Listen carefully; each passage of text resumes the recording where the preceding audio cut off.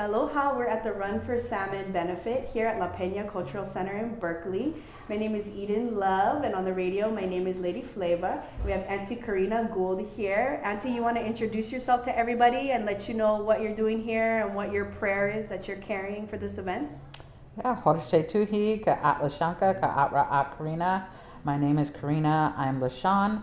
This is our territory right here where we're at. This place now known as Berkeley used to be the village of Huchin. And so tonight we're actually coming to work together with other indigenous people, specifically the Winnemem Wintu, who live in Shasta. But what we have in common is the salmon, and our prayers tonight is about bringing the salmon home.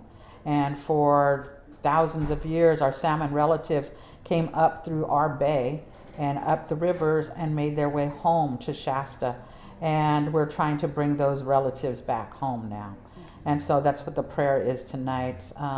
In our traditional territory, we are connected, the Shasta people, the Winnemem Wintu people, and the Lashan people, because our territories, we prayed here as the salmon were coming home.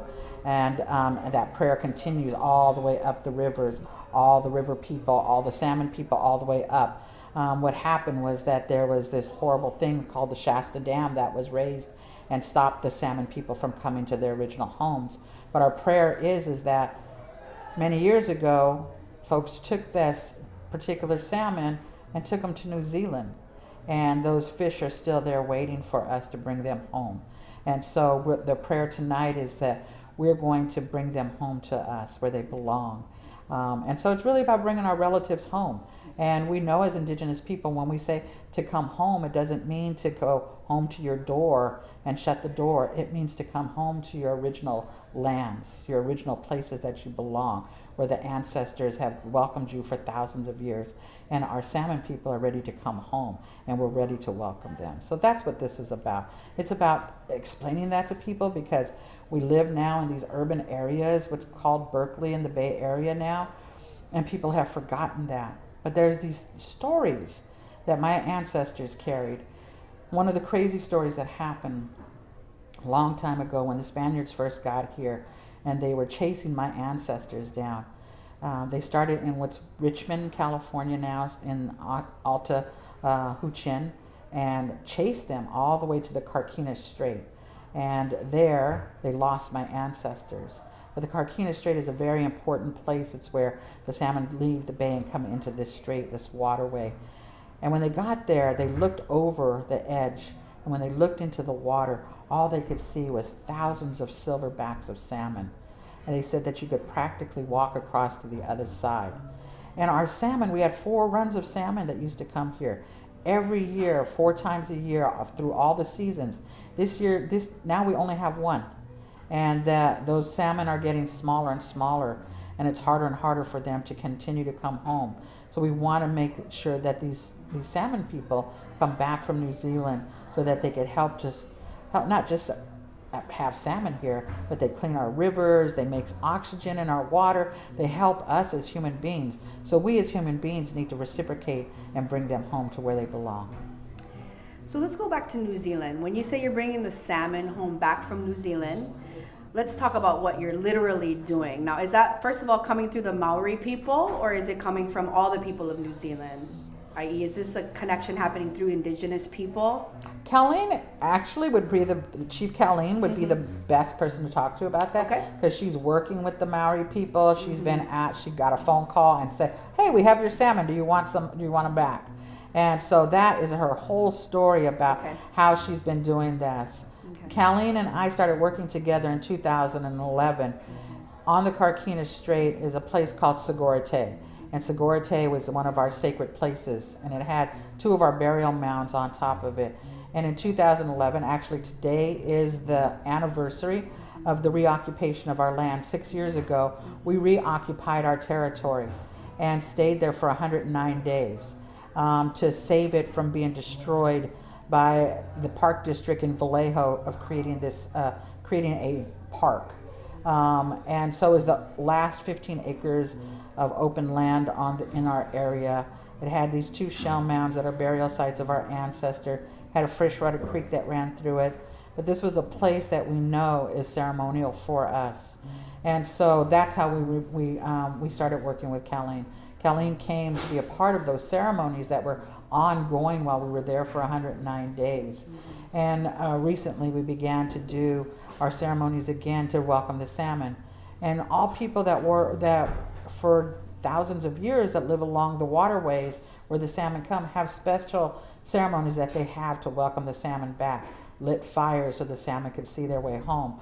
All of these particular things. And so we're remembering that prayer, and we're putting down a new prayer so that they can come home in this different kind of a way. Yeah. So in Hawaii, oftentimes, we look at the shark, the mano, and people will call that their amakua, that there's this deep relationship. Some are seen as deities, some are seen as, guardians, and some are seen as direct relatives. How does your people see the salmon? You consider yourself related? It's a relative that you're welcoming home. You see it as your own, basically. Yeah. The salmon are our relatives. Yeah, we have a special relationship with them. When they come home, they feed us, right? So we're able to. They give up their bodies for us so that we could have nourishment. They give up their bodies for the plant life when they die, and all of the animals that eat from them as well. They do all of these beautiful things by cleaning our waterways and doing all of these amazing things for us. And they're magical fish, right? Because they go from being fresh water to salt water, and then they reverse that, right? When they go back home. So these are magical fish, and for us, these are a gift from the Creator. So they're our relatives. And so, yes, it's our responsibility to have that reciprocity with them, to continue to have that, that special relationship with them, through the 3 different ways of colonization on our people in the Bay Area. Many of those things had gone to sleep, and it's important now in this climate that change right now that's going on, that we remember that these are our relations, and they're actually coming back to save us. And I think that human beings really need to figure that whole thing out. Is that, one of the teachings I got when I was younger from, really wise medicine people was that nothing on this earth needs human beings in order to survive. But we need everything in order to survive here. And so what that's teaching us is that we have this responsibility to these salmon and to bring them back home. They remember the songs, they remember the dances, they remember those fires because they've had that happen for so many years. They're just waiting for us to wake up again. And so now it's our turn to do that for them, to bring them back in this way, to teach, to put down those prayers for the next 7 generations, like our ancestors did for us 7 generations before. And so for us, it's this wonderful way of doing it.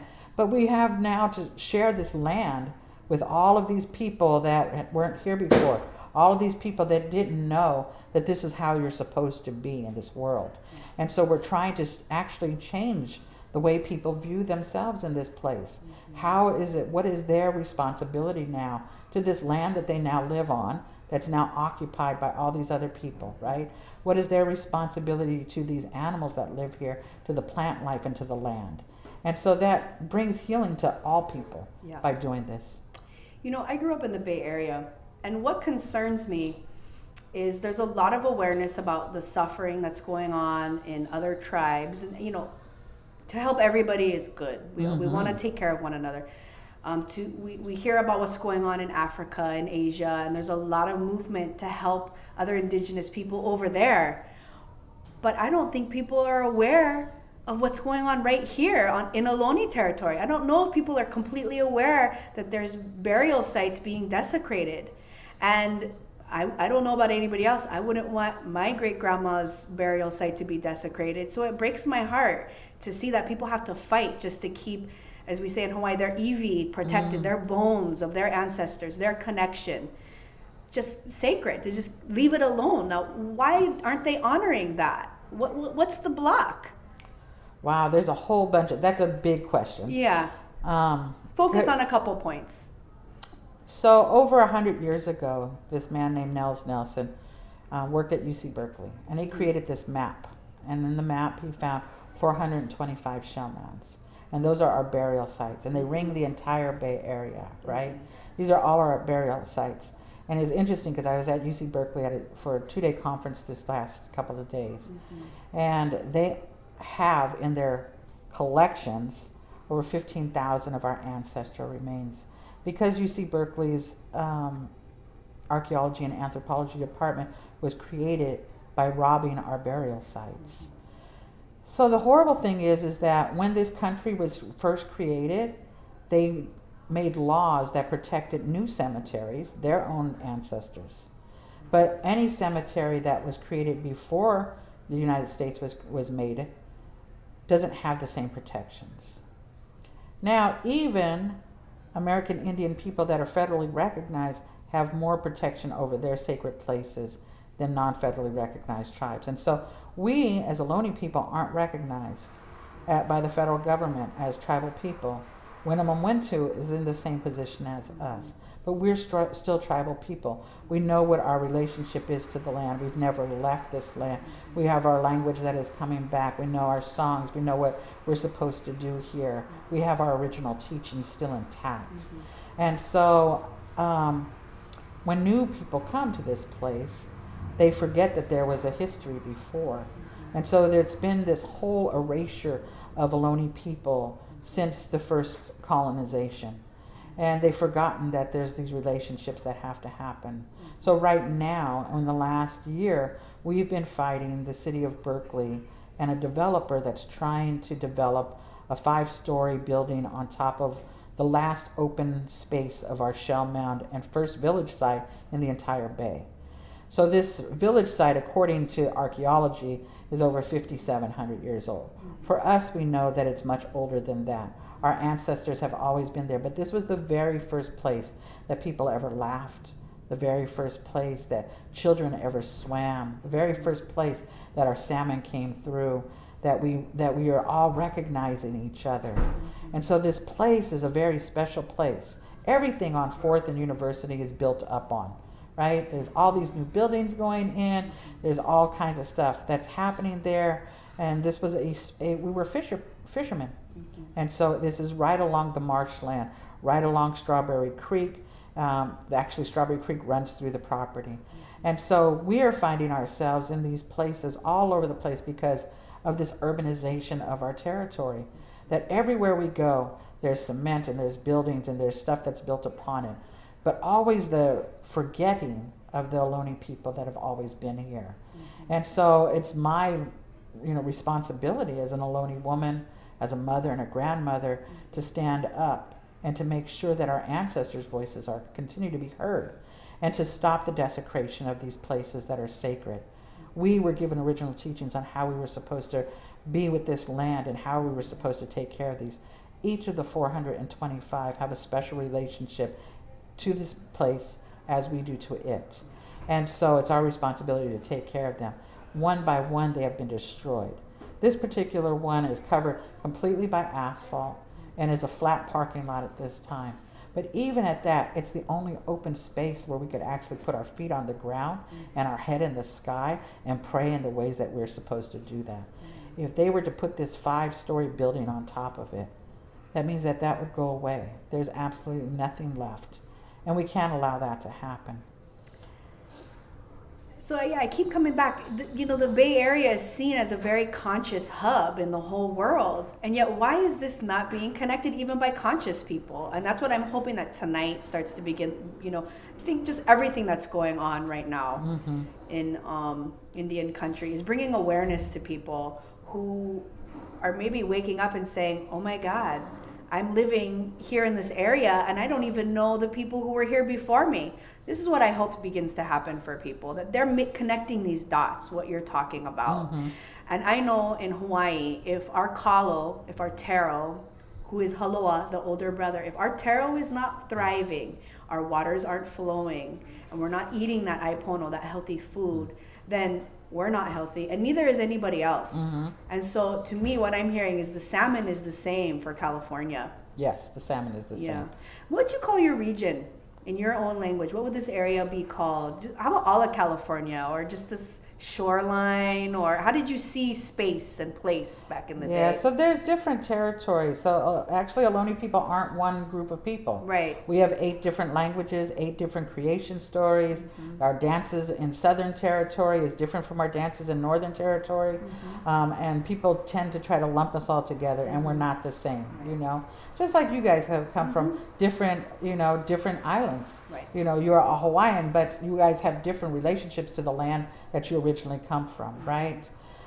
So we're in the village of Huichin, or the territory of Huichin. And Huichin, when you think about it, many people want to think village, little tiny thing. Right. But it actually takes up 5 cities, right? It's Oakland and Berkeley and Albany and Emeryville and El Cerrito, right? So all of these different places. So that's the village or the territory of Huichin, right? But we have all of these different places, you know, up where Segura is Carquin language. We're broken up by language spaces, so we're Chochenyo speaking people from right below Carquinez Strait all the way down to San Jose and out to Highway 5. People on the other side of we're now called San Francisco, is the Yalamu people over there, or the Ramaytush people, and Yalamu is the first name of San Francisco, right? So there's these different names, you know.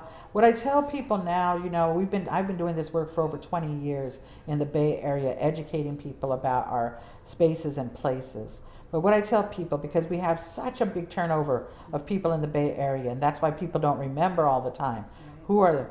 But wherever you live, it's your responsibility to find out who those first people were, right? And who they are. And it's your responsibility to ask permission to be there. And it's your responsibility to work with the first people of that land. That's what people have to do. It's the remembering of doing that. You know, and I was talking to Kumapua earlier today, and I was like, you know, I really appreciate how the Pacific Islander people remember the protocols that are supposed to happen when you come to other people's lands. The protocols that continue to happen to continue that relationship, right? And for us as California Indian people on the coast, we know that we are related to Pacific Islander people because that water, the grandmother, she holds both of our lands together. Yeah. And so we had that relationship for thousands of years. Our relatives shared it with each other. You know, you can see dances that are very similar in Pomo country. They talk about the Rainbow Bridge that bring people back and forth to each other. We see folks that are seafaring people, you know, all up and down California, and we always had this relationship. And so it's remembering that, right? Because our ancestors remember. So it's always that. It's about remembering. Some people come to us from other places and they never had that, or they've forgotten. And so as Indigenous people, it's our responsibility to tell them, and then it's their responsibility to follow through with that, you know, and to work with us. So if someone's watching this interview and they say, well, I want to get involved, I want to help, you know, Ohlone peoples, and I want to learn how to live in the Bay Area respectfully, where could they go? Is there a program? Is there, you know, a literal building? Right. Or this is what you're working towards, right. Is creating these sort of connections. Because, again, you know, the Bay Area is very conscious, and I think that there's the desire here. There may not be the knowledge or the ability to know how to act in the situation, but there's willingness, there's openness. You know what I mean? And how do we connect those dots? You know, so at the end of the day, that our Indigenous people here in the Bay Area feel some semblance of respect, of dignity, you know, of hope, resilience. You know, you go Hawaii, you go to this, at the very least, you're looking at the street signs and the names are in Hawaiian. Right. You live Hawaii, you're going to learn how to speak a little Hawaiian. That's not happening here in the Bay. Yeah. You're going to get exposed to every culture in the world, but I think the opportunity to be exposed to Ohlone peoples, and like you said, there's many people in that Ohlone nation, there's many different, you know, tribes and groups, but there's no access. Yeah. And we want that access, or we want that access to be made in such a way that Ohlone peoples feel good about it. So is there a program developing for that? Well, there's a program that's developing through some accomplices and allies around protocol. And that's going to be happening over the next couple of months. And so I would tell people to look forward to that. We actually have a couple of websites. Indian People Organizing for Change is the group of it's a mixed group of people, of different Native people, because in the Bay Area not only are there Ohlone, but there are hundreds of different tribes of people. And the reason why that happened was during the 50s and 60s, there was a relocation program. And it was a way of also assimilating Native people into the cities. It was purposely trying to exterminate other Native people. And so they brought people off the reservation. So Alameda County is one of the largest concentrations of Indian people off the reservation, second only to Los Angeles, I believe. And so it's got a huge mixture of Native people, not just Ohlone people here, right? But one of the things that we've done is we've worked with folks that intertribally with Indian people organizing for change. We also decided that we needed to create a land trust. And so because we took over Sigorate, and we realized if we had a land trust, we would have been able to create a cultural easement ourselves without a federally recognized tribe there. So we decided we were going to create the first Indigenous women urban-led land trust. And so Indigenous women are creating this land trust. It's called Sigorate Land Trust, and people can go on there. They can learn about the history of Ohlone people, the Bay Area, the things that we're trying to do. One of the things we're trying to do is buy back our land. Because we're not federally recognized, we don't have land in trust. Because there's thousands of our ancestors at UC Berkeley and San Francisco State that need to come home and be reburied, we need to have land to do that. We need to have land in order to do our songs and our dances inside of our roundhouses, our spiritual houses. That needs to happen. It hasn't had one in 200 years. And so there's this thing on our website called Sha'umi Tax. And Sha'umi in our language means a gift. And so it's an alternative tax that people that live in our area can pay to help us to create this land trust, help us to buy land back, so that we could not only do those things, but that we could actually reconnect people to land. What we found is when we organized out in the occupation of Sigorate, was the land actually took care of people. It actually healed people in a lot of different ways, mentally, physically, spiritually, emotionally. And that people in the cities don't have that. But there would be these places, checkerboard little spots, all through the Bay Area where people could learn about Ohlone history, could garden, could take care of themselves, to have a clean place for their children to play, for young people to sit and just relax. It would be all of these different things. So this is what our dream is right now. Yeah. And so that's how people could get involved. They could actually do that. They can come out and they could help us once that land is, to help us to prepare for it, to help us to learn, help to re-steward the land and have those connections again. Yeah. All right. So I want you to paint a picture for me of what this area looked like before colonization. Wow. You can go as deep or as light as you want. And then I want you to pause, take a deep breath, and then tell me, if you face future, what does a positive future look like? What does a working system look like for Ohlone people here now, having to mix with many other people, many other cultures, all this concrete, this whole urban sprawl. But we're here, we've got to do something, right? We've got to move forward. So what does the future look like? Right? And how can we integrate something, again, that's positive, that infuses dignity, self-esteem, respect in our youth? We don't want our youth to be committing suicide because they don't see a future or feel any connection to the land. We want that life force, that mana to be running through our youth, right? We want them to have more than just fight in them, but actually get to experience and taste the fruits of their land. I think people deserve that. I think everybody deserves that, but especially Indigenous people, wherever they are from. And if we're sitting here, I'm thinking of Ohlone people right now. So I'm gonna hand it over to you and paint us a picture. Because we talk about what's wrong a lot. We have to, in this movement, in the resistance and activism, we have to look at what's imbalanced. But it's really important to paint a picture of what victory and success looks like, because then that goes into people's minds and that's what they're thinking about, right? We have to point our mana in a positive direction. Right. Geez, I don't know. Before colonization happened, you would just think that there was this paradise, right? Because you would think about a place where no one and nothing ever went hungry, that there was enough for everyone. And I would think about this particular part of California because there's so much food here, right? We had every kind of, plants and animals that lived here, everything that we could want. They talk about how, you could, when the birds would fly, it could darken the sky. That there were so many birds that lived here. There's so many fish that lived here. That the grizzly bears lived amongst us. That there was wild animals here. That there was huge fields of wildflowers, right? And that we had herds of elk and deer and antelope that lived here in the Bay Area. And they just ran through all of this stuff. So it was a beautiful place to be. That there was no sickness, and that there was always connections with each other. And you live with a small group of people, right? 250, no more than 500 people at one time. So everybody knew each other. Everyone was related to each other. There was ceremonies for the salmon. There were ceremonies for the strawberries, the acorns. There was all of these things. It was always a celebration because we lived in abundance. Our songs are always about happiness and about, the abundance that we have. Thank you so much for all of this that we have. And so it was always like that here, that there was this abundance. So I can't imagine that my ancestors, when other people came, didn't share all of this stuff.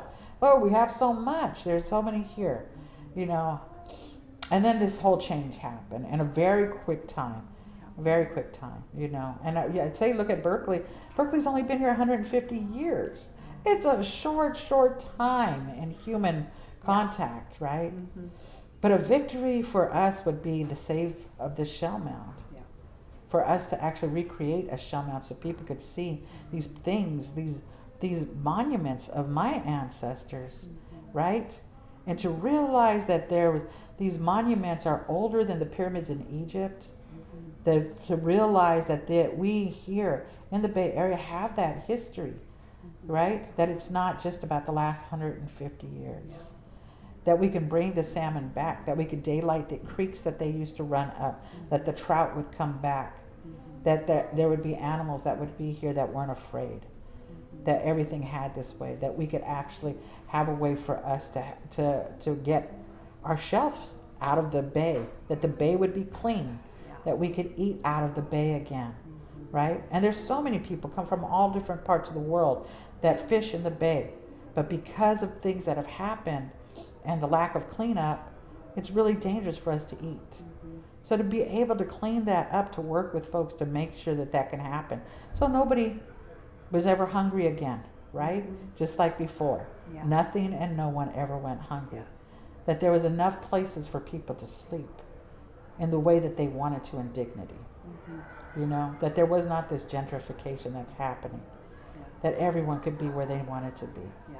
And everyone would treat each other as human beings. And that we wouldn't shut the doors on each other. Yeah. And that's what it is, I remember living at a time when the bases were closing around here, and I was a case manager, and we lived with other Native people in this apartment. I was a case manager there, and I had my children there. But the doors were always open in these particular places, and the kids ran up and down and opened each other's refrigerators, and everything was there. And that's what a village feels like, that everyone takes care of one another, and it's okay. And for people to really believe that being a human being is different than what it feels like today. Yeah. I'm hungry. So acorn is kind of like kalo in Hawaii, right? The acorn was the staple. So let's go back to that village, and it's this time. It's getting to be nighttime, and so what are we eating in the village right now? Oh wow! Oh, it could be so much stuff. Let's go seasonally. Let's say right now we're coming into spring, right? Right, coming into springtime, there would probably be fish. And there would be acorn for sure. How would it be prepared? Would you make like the acorn bread, or what do you do with the acorn? Well, see, now there's a different ways you could do it. You could make a flat bread with it on the hot stone. You could make a mush with it, much like your poi, right? You could make seed cakes, and they were could be stuffed with meats inside of them. So we ate lots of seeds, not just Yeah. acorn, lots of different kinds of seeds, right? And so much protein, so much good food. The strawberries, and so the strawberries are one of our blessed foods, right? Those are our gifts, you know. And I tell kids, because we don't eat strawberries unless they're in season. And our strawberries were little, right? They're not like these humongous things, but we could only get them during that certain time. So we were blessed when they came, because there's this sweetness that comes with it, right? And we would have strawberry festivals, and people would come, and you would eat them until you couldn't eat anymore, but because they would go away and you wouldn't get them until next year. Yeah. So you would just have this great time having all of this food. So eating those kinds of foods that were just fresh, you know, miner's lettuce that grows in the redwoods, you know, we would eat those kinds of things. You know, rabbit, and duck, and you know, just and quail.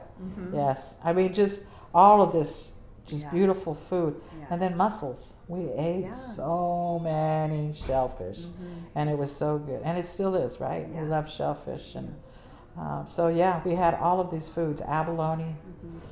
Yeah, it was just, you know, now you're making me hungry thinking about all of this food, you know. And we had salt here, you know. So our foods were salty and sweet, and, you know, had all of this stuff inside of it that was really good, you know. And no one had to work that hard, you know. It was like a group of people working together and just really enjoying life, you know. Yeah, and, you know, I have a nutritional background, and I studied the effects of historical trauma and grief on populations. And so once we take out those foods, once we take out something like salmon and acorn and the endemic strawberry and all the other, you know, foods you just mentioned, that completely changes someone's body chemistry. And then all of a sudden it actually narrows the bone structure. And then that's where you start to see autoimmune disease, cancers, diabetes, all these things indigenous people face today. Right. When we just have concrete on the land, the land is not making the microbes and making all that living life force that we don't see, and we're not coming in contact with that. So how can we really truly be healthy? Right. Right? And so I think another thing is we have to open our minds. We have to get out of these little bottles. Health is not just in a bottle. Right. You can't just take a vitamin and be healthy, right? Right. And what does medicine mean? Medicine doesn't just mean you take something when you're sick. It's a bigger concept. We have to get out of the box, out of compartmentalizing life, and see that it's all one connected system. And our indigenous people are the ones that are going to help us remember that. Because everybody's indigenous from somewhere. Right. And people, I think, are still recovering from their own historical trauma and grief, whether they're the perpetrators or the ones who suffer it. And so one of the things I try to focus on is we're all in the same boat. We have to learn how to move forward together now. Yeah. We really do. Now that doesn't, you know, we have to have repatriations. Things have to be set right for indigenous people. But if we stay where we're at right now, it doesn't sound as yummy as the picture you just painted. You know, we have to move forward. And I really truly believe, you know, the thoughts that we carry, the emotions that we carry, the mana, the energy we carry, is, especially as women, is a big part of what the land reflects back to us, what the waters reflect back to us. So as we become healthy and we cleanse ourselves, we wipe our tears away, there's that vision of a hopeful future. Yeah. So let's just go into younger women now. Let's give the girls that are becoming women, let's give them some good advice and say some good words for them if they're listening. So what do Ohlone people do when a girl becomes a woman? And how do you nurture these girls to become strong women that can be the baskets, the keepers of the earth, the keepers of the waters, the keeper of the salmons? I think that's interesting. I think that, you know, we have ceremonies for our daughters when they become women, you know, and I think most indigenous groups do, because we realize that that's a change, you know, and that she comes into this place that's very sacred, you know. I do a lot of work with young indigenous women, and we talk about it, how as indigenous women, this is not a curse that you come on once a month, that your medicine time, when you're in your own personal ceremony, and that you're able. So when we talk about when young women go through their first time, it's like about their aunties coming. They stay, you know, now you stay home from school, and your aunties come and they talk to you about things and hand you advice, talk to you about what your responsibilities are now. welcome you as a young woman, not as a child anymore. And so you're given these different roles that you're supposed to do now as a young woman. And so all of those things are really great. I think that one of the things that I will tell young women is that this is the time for women to take their place in the world, and that we must always fight against the misogyny and patriarchy that is happening, that the women's power has to come in balance with what has been going on in this world. And so that has been my message to young women, is that we have to be able to stand beside our brothers as equal partners, that we were given particular jobs and roles, they were given particular jobs, but they don't, unless we work in continuum like this, it's not gonna fix the earth. Yeah. You know, we've all suffered, but we can't continue to allow these ideas that came from colonization to continue to hold us down as women. We are the carriers of the next generation. We hold those knowledges in our bodies while we hold our children. We're water carriers. And so our connection with the waters is intimate, that we have to sing to the waters all the time, that's our responsibility. Our responsibility is to the grandmother moon as she moves the waters all over the world for us, that is our part of our life, that we are the medicine carriers, that's our job. We are the basket makers, we tend to those plants, that without us, that those plants would not grow in the right way. And so all of these things, our hands are the ones that hold our children and create those baskets to hold our babies. So all of these things that women embody, that it's something that's precious, and that we have to teach our young men, our boys, our young baby sons, that this is the way that you treat women. And so that's what I always try to impart on young women these days, is that we have to take our rightful place here, because it's our time. The world has put up with men destroying it for so long that they've lost their way, and now it's our time to take our place. I think another thing that's important to bring to the table is the earth, the waters, and the woman, the wahine, is all connected. We're all a reflection of one another. And if our men, our kane, can come into right relationship with women, they're going to have a better relationship with the waters again, and have more of a connection to the earth. And that's where well-being comes from, right? We can't say we love our women and then be destroying the land, and vice versa. Say we're fighting for our land, fighting for our people, but then abuse our women. That's and so right. it's connecting those dots too, and in a way that's not shaming anybody, right? But also we have to make sure we have a filter, right? Because if someone doesn't want to come into balance and be pono, you know, in the old days, they kind of get put over there, you know, like you can't just make any kind, because the people have to have a system that's working in order to survive and thrive.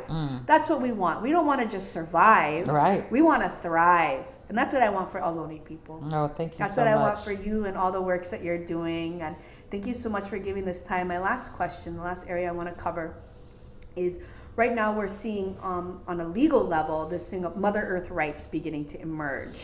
Various countries, various tribes saying, look, in the law books, this river is living. This is a living being. This river has rights. This land here, this shell mound, for example, this has rights. You know, I don't mean to say it, you know, but it's a living component in life. It's not just some dead thing over there.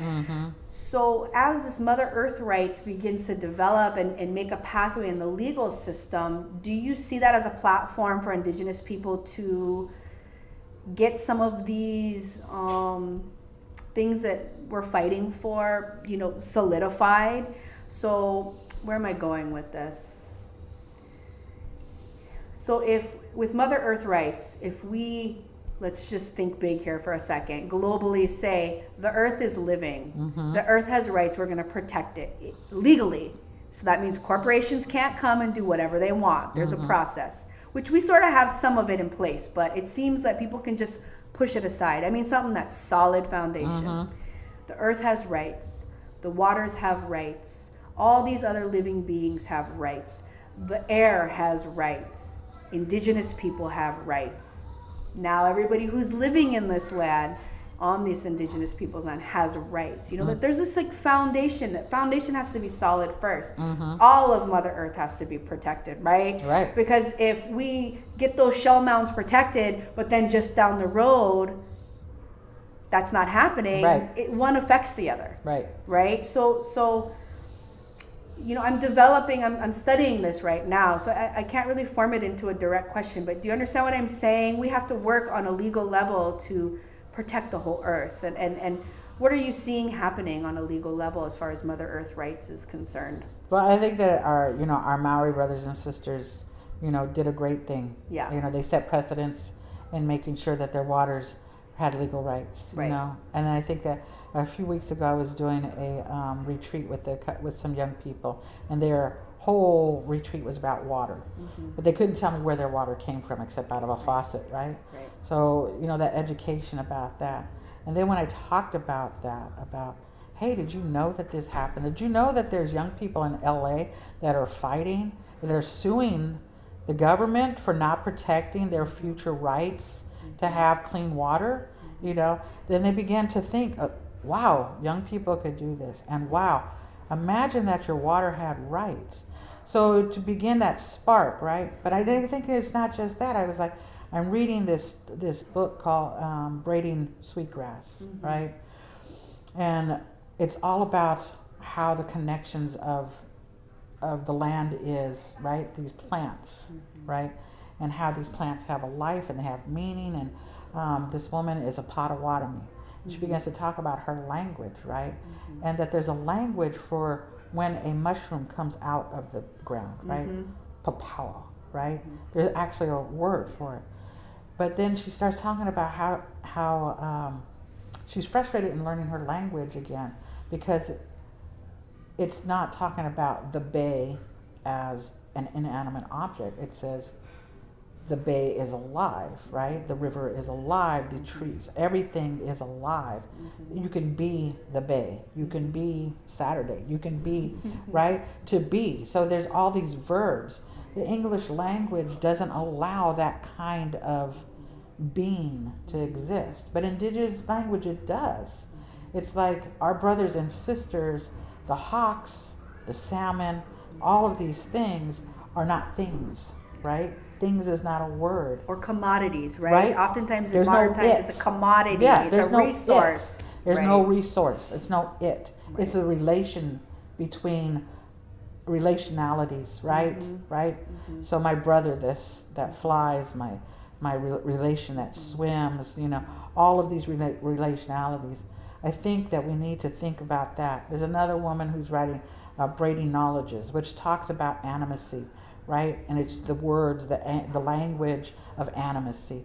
If we begin to talk like that my river, my brother the river is feeding me, or allowing my sisters and brothers to swim up it so that they can feed us, right?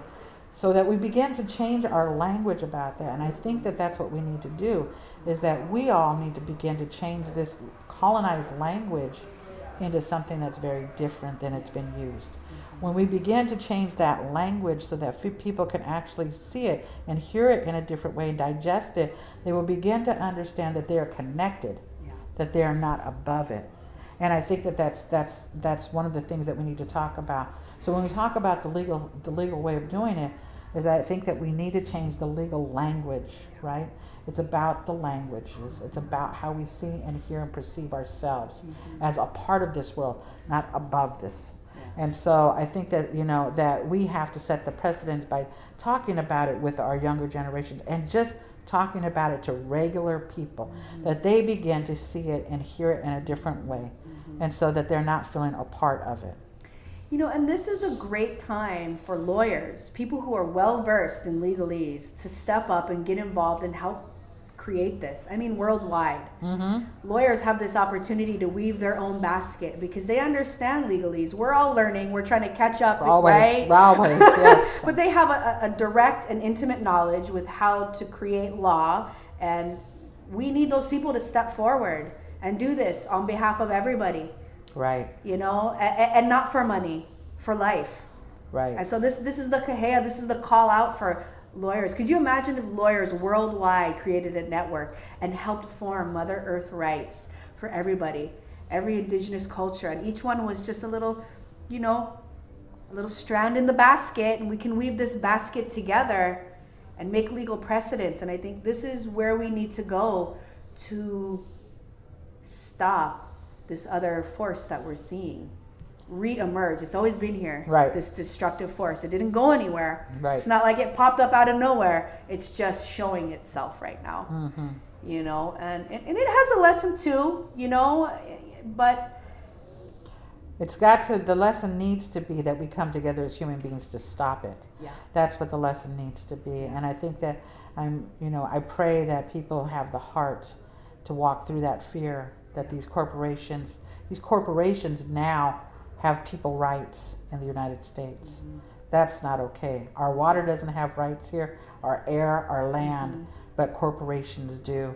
That we as human beings need to change that, that we need to figure out a way to do that, and money can't be the only object. You talk about our lawyers, and it's like, wow, our lawyers do, and there's so many good lawyers that, do this work, and sometimes for free. Right. But maybe we as human beings say we can't pay all this exorbitant money, but we can feed you. Yeah. We can make sure that you have a roof over your head. Yeah. We can make sure that those basic necessities are taken care of, so that you can help us to do this for all of us. And that's a high honor to be fed. I think oftentimes people overlook that, but in indigenous cultures, right, you always got the person who's got good hands. Like when, my brother Daniel is pounding poi, we say he's got good hands. The bacteria in his hands is healing, it's healthy. And when he makes that pa'iai, that hand pounded poi, his bacteria, his microbes go into that food, and it's even that much more healthier when you eat it. And so there's connection to that. Or when an elder makes a tea or a medicine for you, that's a high honor. That's to me higher than money, right? Because there's health there. And if we don't have health, we really don't have wealth. Yes. And we're seeing now a lot of people that have addiction. The source of it they're beginning to see is disconnection, and that's what we're talking about, connecting back to the creation. An indigenous language, that's the DNA of creation. It's not just a separation. All right, Karina, thank you so much. Sounds like we're starting our protocols in the front. It was so nice to talk story with you. Thank you so much. All righty. All right. Aloha. Aloha, this is Eden Love, aka Lady Flavor, and I'm here on behalf of K-Mud, Redwood Community Radio up in Humboldt, down here in the Bay Area with Auntie Chief Kaleen. How are you doing tonight? I'm doing pretty good. All right, you just want to introduce yourself briefly and let everybody know who you are and why we're here and the prayer you're carrying. Yeah, I'm Colleen Sis. I'm the chief of the Winnemem Wintu tribe on the McLeod River coming off of Mount Shasta. Our salmon swim in from this bay to the mountain. That's why we're concerned with the whole watershed for California. And of course, this is like the major artery of California water system. And so it's a very important and should be valuable to everybody that it be kept clean, and that's what we feel that the salmon do for us. I mean, that's what they're built to do that. The Creator put them down here with their own instructions to carry that out. And we, the people, have been in the way instead of helping them. My tribe on the river, when the salmon would come up, and if we had a dry year and the waterfalls were not as strong or full that they wouldn't be able to make that jump, then that's what our dip nets. We would dip net those salmon and raise them above that jump and let them go, because they have to go on to spawning grounds. The ones that are jumping are the ones who have to get upriver. The ones who are not are going to spawn down there. And so that was our job. It's not like you see this pool of fish and say, oh yeah, all for me. It's like we're a part of that cycle, which, a lot of people have forgotten that we're just like the other animals. We came out of the spring. We say our Genesis is the spring on Mount Shasta. And we came out of that spring from inside that sacred fire inside the mountain. that we were the last ones out because we couldn't really decide what we wanted to be, take form to take care of the land. Everything went out before us, like bear and hummingbird and grasshopper, all of them, they all went out. And so then the last little spirit being to take form comes out and scratches his head and says, you know what, I'm going to be human. It's like, oh my gosh. Now that one's going to need a lot of help, right? And so Salmon spirit comes back and offers the voice, his voice. So Salmon gives the people voice, and that's why the salmon don't speak anymore. But we're always supposed to speak for them. That's our obligation, that's our duty, that's our right to speak for the salmon.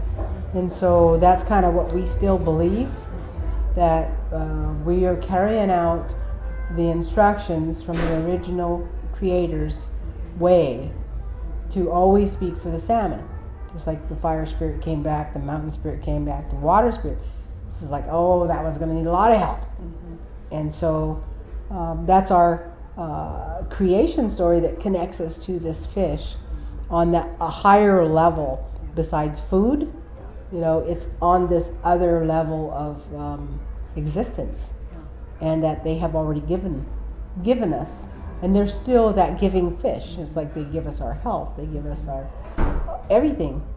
Not only just them as a food source, but them as a source that grows in the plant life that we use, basket material, the nuts from the trees.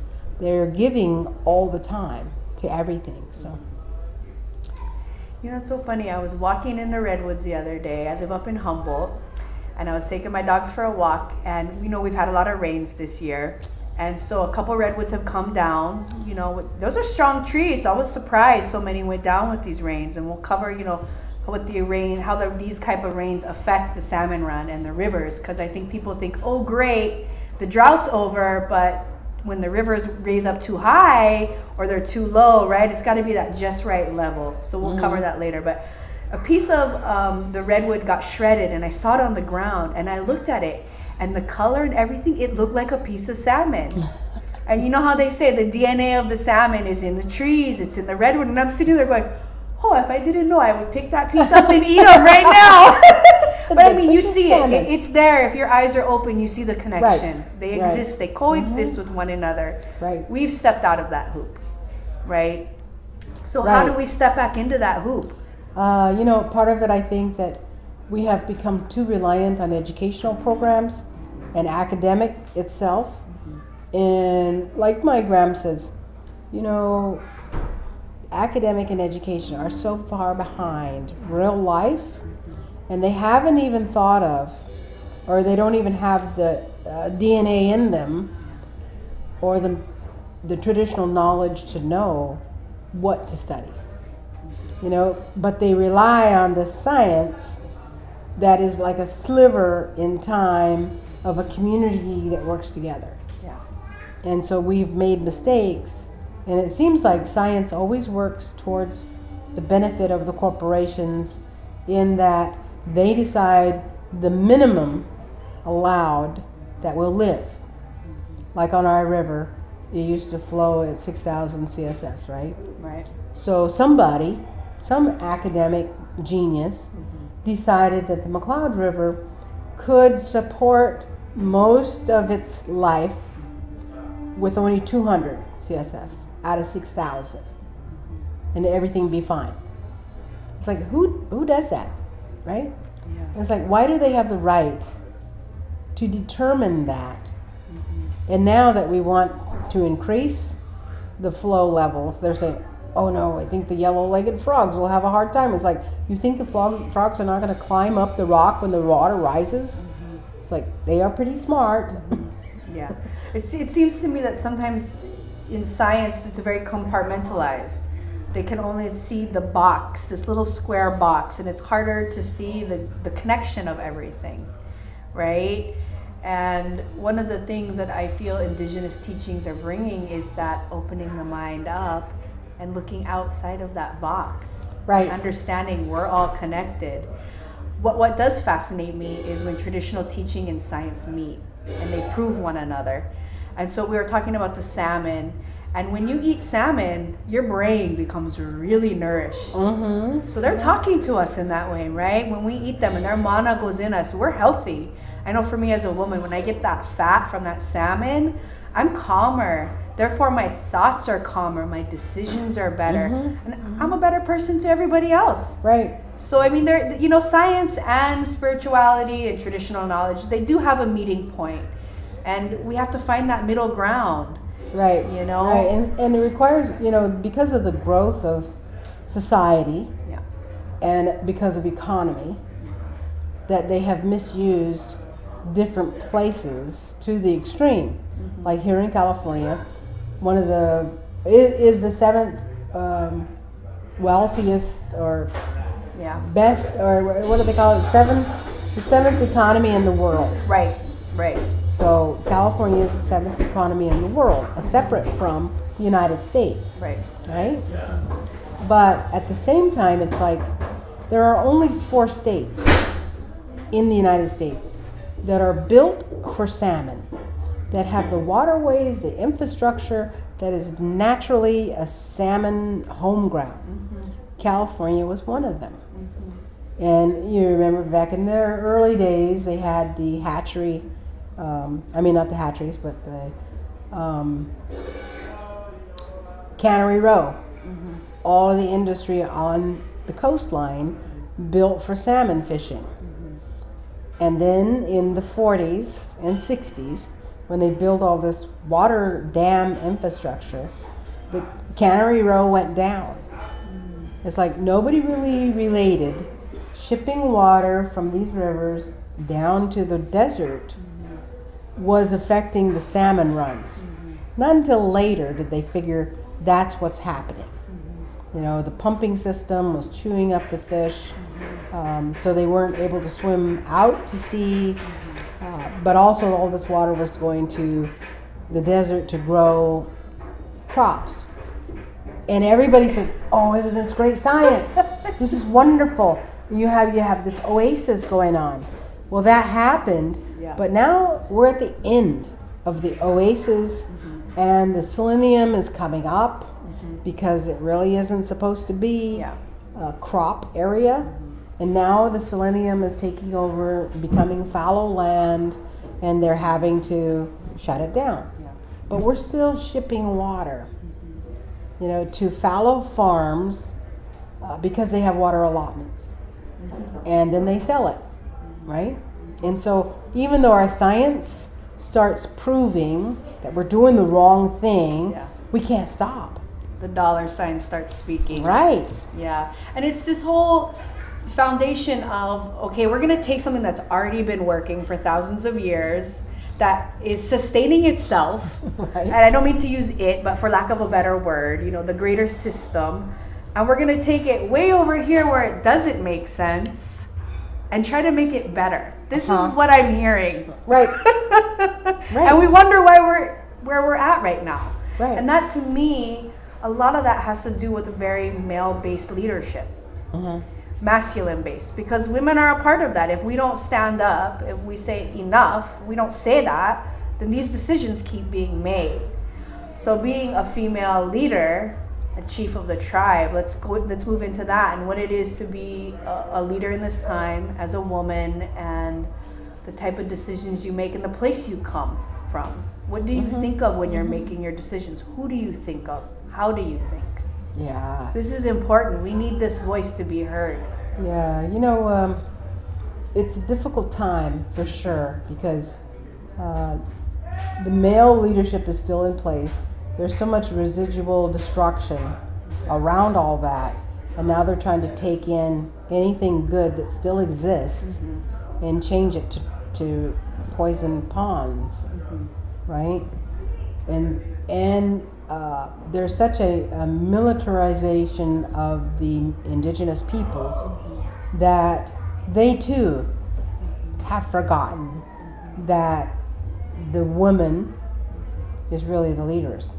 Even in this state where they will say, "Oh, you have matrilineal societies," you know, But when you look around, it's like, they're electing all the guys, right, who are not listening to the women.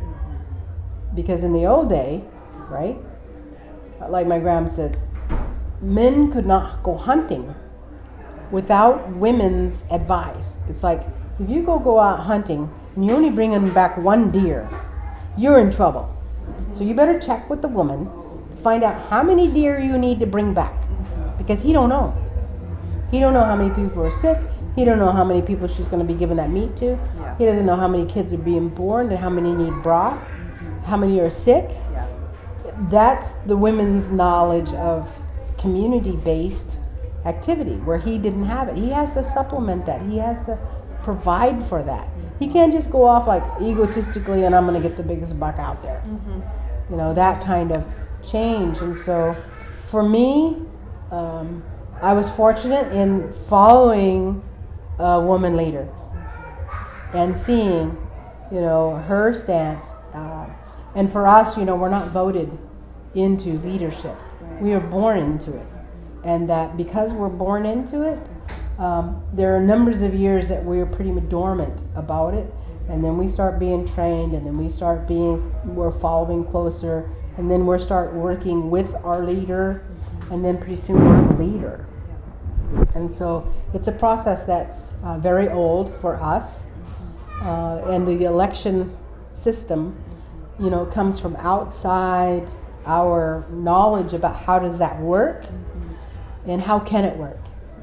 How does it work? Because in our area, leaders can't quit.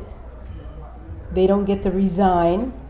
They don't get to walk away and say, you know what, I'm not doing this. You know, because it's a lifelong thing, and it's not like, oh, I can hardly wait to be a leader. You know, it's like, I'm saying, Grams, you're never going to leave me. You're never going to leave me here. But she did, because that's life cycle, right? But when I'm making decisions about what we're going to do, you know, we're not rich. We're poor village. We need a lot of assistance with our own housing and all of that kind of thing. But when we choose to go out and support Salmon, you know, we're raising all this money to support the idea that we want to wake people up to help the salmon. And when we're doing that, we have needs ourselves.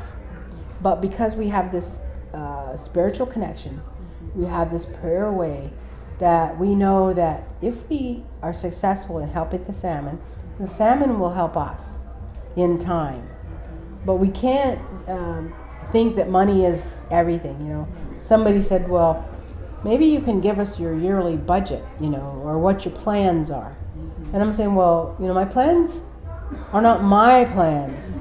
And it's not generated by a budget. If I was restricted to a budget, I would say, well, I can't possibly go do those things. I couldn't possibly go to Mauna Kea. Yeah. You know, I wouldn't be able to go to Standing Rock. I wouldn't be able to go anywhere because I don't have the budget. But when you have a prayer, it's like things open up and you get that prayer done. Right now we're in the middle of a prayer for salmon. And so all of the tribe understands that. You know, it's like, we got to do what we got to do. You know, tribal members drove down here to be here. They have no money to do that. But to support the salmon and to do the things that they need to do because we're the singers and dancers for salmon on our river. And we've been doing that with no salmon on our river. Right? And nobody could believe in one of our river is one of the ones that had the most salmon. They put the U.S. fish hatchery, the first one on the west coast, on our river, right? So when we did that salmon ceremony where our elders sent the salmon through the ice waterfall in Mount Shasta and told us there they will wait. Well, I've heard that story for a long time. And when you're young and everything, it's like you think, oh, those are just kind of cute stories. Isn't that a cute story? You know, and then when it's my turn to lead, Grams left in 2003, and I took over in 2000, so I had her for 3 years with me as a leader. And then in 2004, she was gone for the year, and we declared war on the United States and danced on Shasta Dam. During that dance, salmon songs came in, and the Maori answered who had our salmon. And then in my mind, it's like, oh my God, that's not just a story. Yeah. That really happened. Yeah. You know, it's incredible. Yeah. And then I'm re-examining all these other things, right? Because these things are real. It wasn't just a little cutesy little story, and that's where salmon are. And Yeah. There's a lot of differences, but what it brings up for me is how in Hawaii, star navigation almost became unknown. It was lost, so to speak. And then all of a sudden, here's our Micronesian uncle down a couple islands, down the Ring of Fire, who has the same technique and then brings it back. And now there's a renaissance, a regeneration of how to navigate with the stars. We got Hokulea, Makali'i, and now they're sailing the world with stars. And so to me, this is a beautiful example of resilience, how one indigenous people is helping the other. And it's making good trade, as they say, right? I mean, it's good trade. It's watching out for one another. Everybody kokua, everybody help. And you never know. I mean, there's magic to this in some way, right? I mean, it's just like the way a woman makes a baby. People have studied it and looked at it under a microscope and tried to film it, but nobody can prove how that little spark happens. But we know it happens. It happens. Because life keeps happening. It does. And I think for this, what we're doing here with the Run for Salmon, it's not about how it's going to happen and believing that it's going to happen, and that spark is happening, and we're seeing that through the Maori and what's happening with the Winnemem Wintu. It always touches my heart because I have a nephew that's Pomo. All right, he's Pomo and Suquamish, and his dad looks totally Hawaiian to me. And so when we talk about, these are old relatives, really. Everybody knows each other.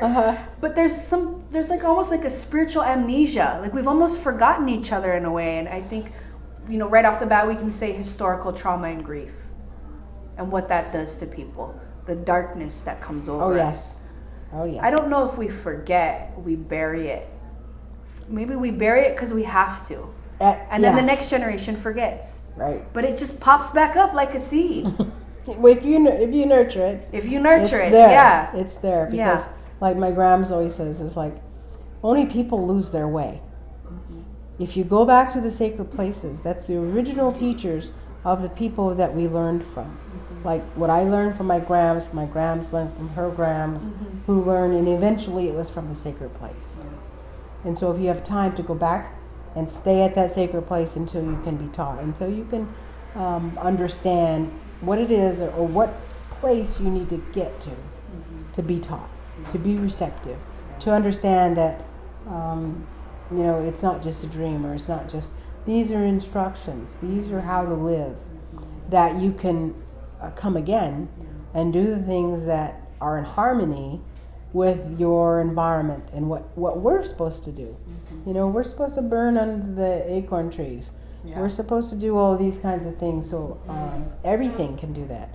But we're constantly being told by the Forest Service, you can't interfere with the natural succession in the forest. It's like, you take us out of the forest, and then you call it natural succession. You take the deer or the rabbits out, and then you call it natural. It's not. It's out of balance. That's what happens when it's out of balance. Yeah, and then you take that out, and then you wonder when the dry lightning comes and there's massive fires, why it's so destructive. Hello. Yeah. Right? And I think that's what's so important about women leaders is just common sense. I mean, nobody's trying to be the genius and the smartest or the teacher's pet. It's just common sense grounded in our na'au, in our gut, in our womb. So let's get into, the coming of age ceremony and the importance of raising our young girls up, the importance of the land and the water and the salmon to the Winnemem Wintu women specifically. Yeah, like most indigenous people, we did not escape all of the trauma being dumped and stripped by boarding school, by, outright killings, by all of the suppression of trying to kill the Indian and save the man, replace your beliefs with the book in hand. replace your songs with Jesus songs. You know, all of that happened. But we did sort of escape until the till the AA programs. Oh. We didn't escape the liquor and all Yeah. all that Yeah. treaty making Yeah. stuff. But we didn't have no missions Yeah. or churches Right. up there. And so we kind of escaped that part of it. And so our own traditions led the way right up until the when the dam went in. They took our young people, which was my dad and mom's generation, to boarding school. But they were already older. You know, they weren't born in there. And then from there they went straight into the war and back to the river. And so not until the 60s and AA programs did the 12 steps start introducing a Bible way. So a lot of us hung on to traditional ways of life. And in that, also survival. You know, we went through a Holocaust and post-traumatic stress, and we're recovering. We're recovering in a society that we don't know how to make a dollar. We don't have job skills. We just come from the people who killed us. Now we're going to ask them for a job? It's like, could you hire me? Yeah. It's like, no, you know, the last 10 years I was killing you for money. Right? And so we have to get through that kind of system to the point where we're okay. And like my grams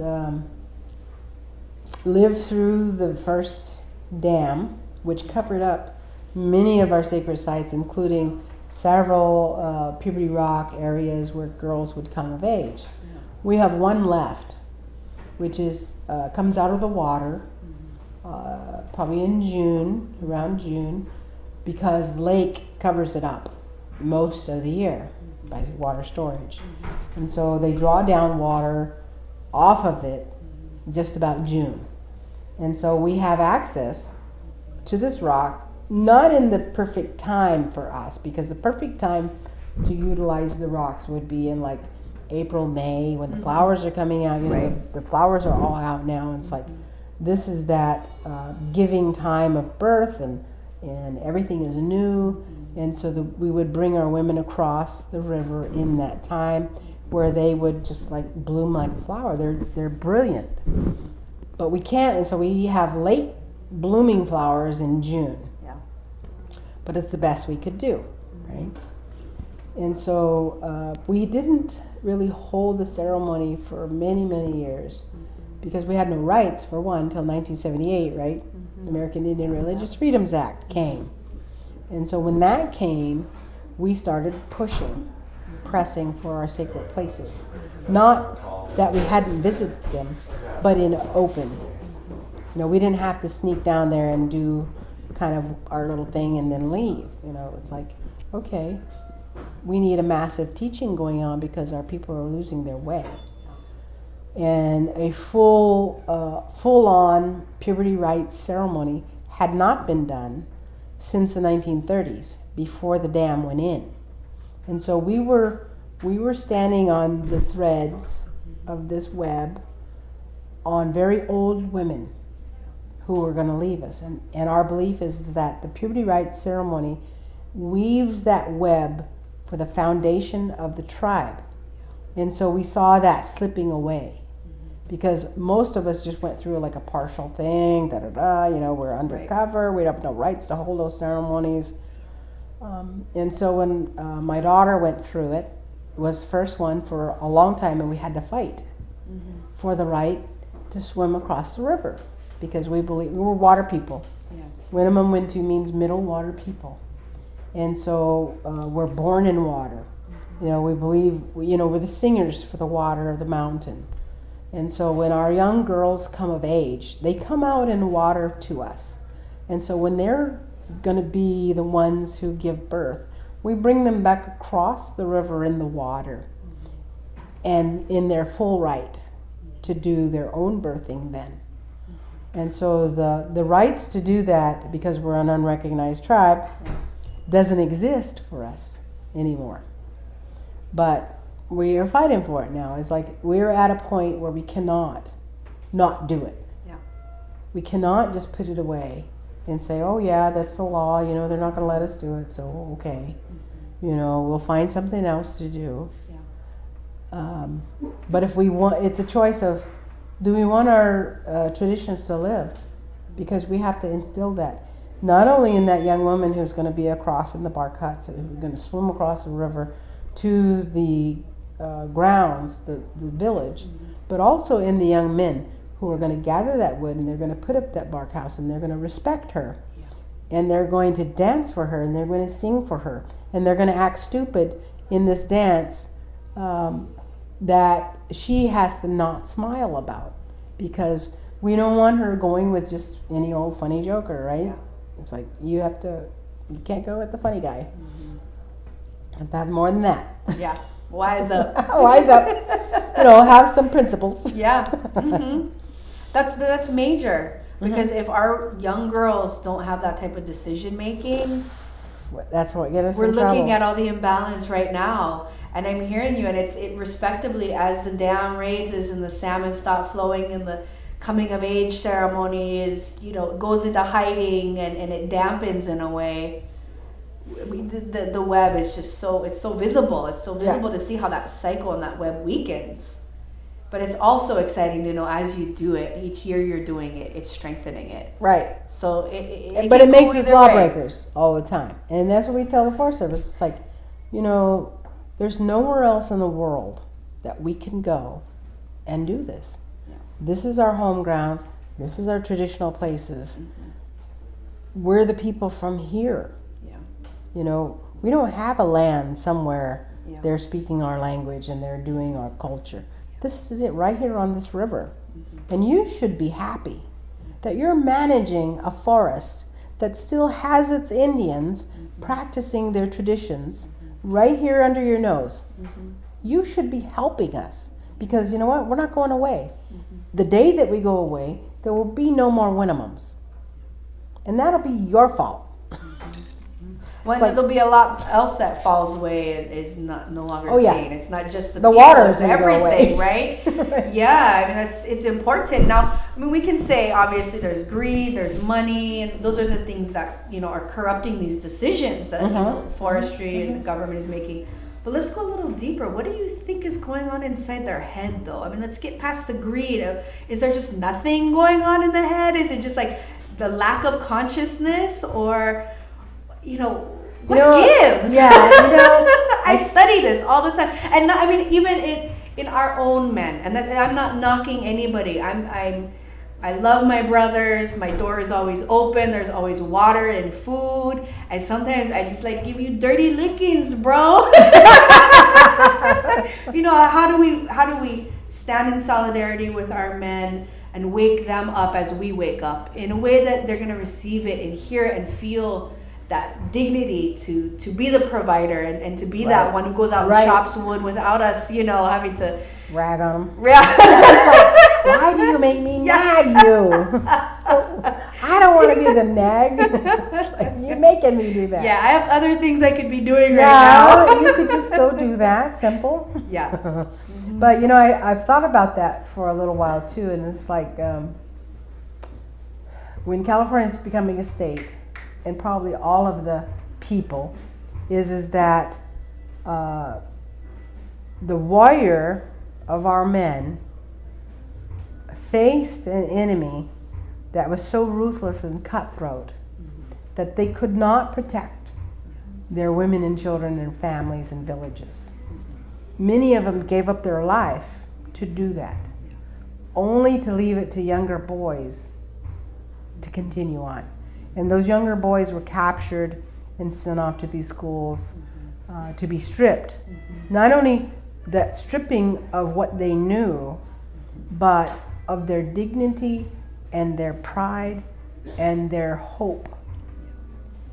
And that was replaced with alcohol and now drugs and Bible. We'll fight our war somewhere else. Right? Yeah. Right? But I think that seed is still deep in them that we have to grow. It's our responsibility to give back their responsibility to us. Yeah. And we have not trusted them because they have failed over and over, and they have almost become our own enemies, living in our house with abuse of Indian women by Indian men, you know, because they have not been given their rightful place.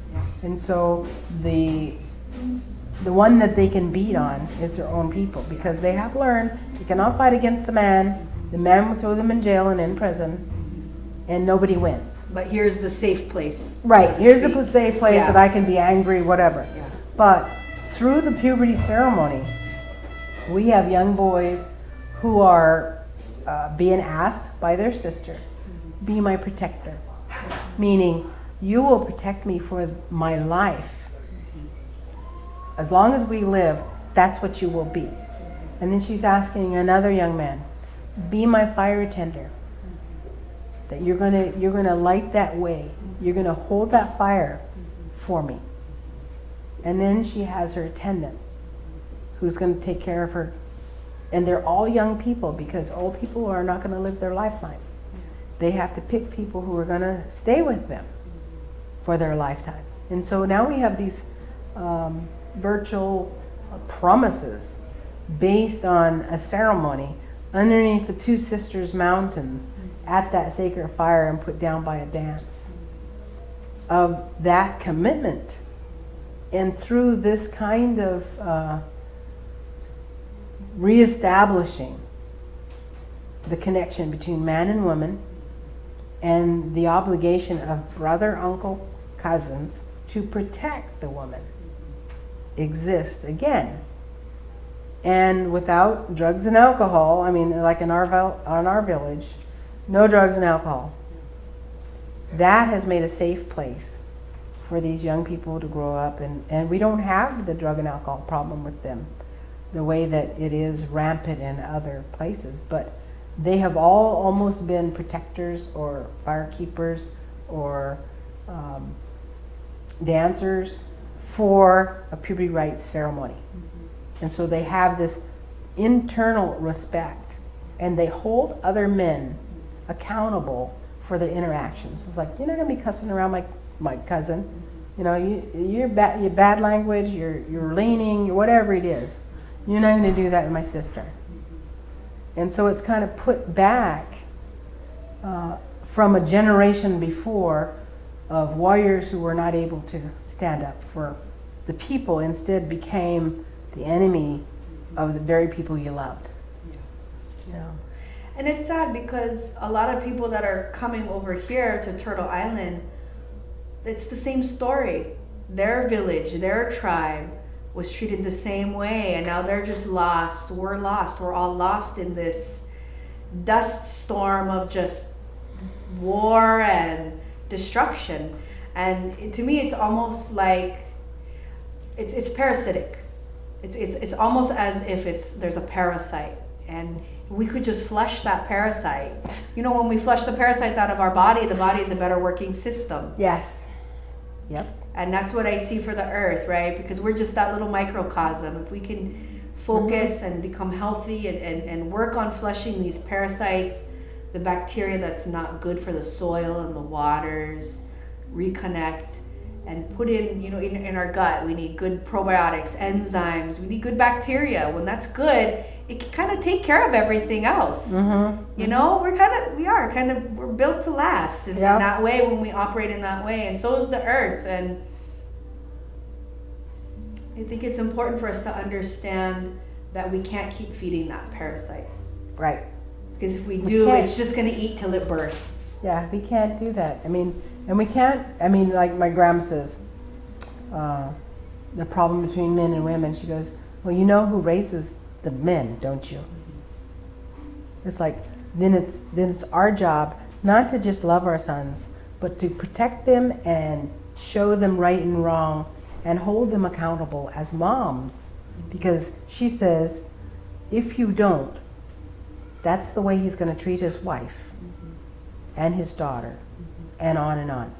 And so we have to change and forget what the modern way has done to us, but to reclaim, essentially our birthing rights and our practices in raising our children.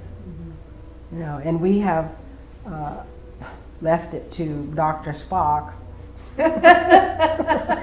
Well, you gotta take his bottle away at this time, or you gotta, it's like, and the negotiation between mom and child is so important to every decision they're going to make from there on out. Is that from the time they're born, well, before they're born, to the time they are 6. That is the foundation of love, gratitude, loyalty, respect, all of that you cannot see is built in those first 6 years. If you miss it, you have people who are not connected, they're unbonded, they don't have any connection to responsibility. And we're there, and that's what boarding school did to us. So we have to reclaim that, put that back into our young men, and give them that right to stand for us, like my nephews and my son are out here, and they are that prime age where a lot of our guys get in trouble and they're drinking, they're drugging, they're in prison, they have babies all over the place, they have no responsibility to their own children, but they're not that kind of man. And so here we are at the Benefit for Run for Salmon to bring our salmon home so that our bellies, our minds, our hearts can be filled with that good mana that the salmon gives us. And so that our men, our women, and our children can feel good, feel satiated, feel that fullness and give back to the earth, right? Right. All right. Thank you so much. Yeah. Auntie Chief, not messing with her. All right. Thank you so much. Thank you. Yeah, I could just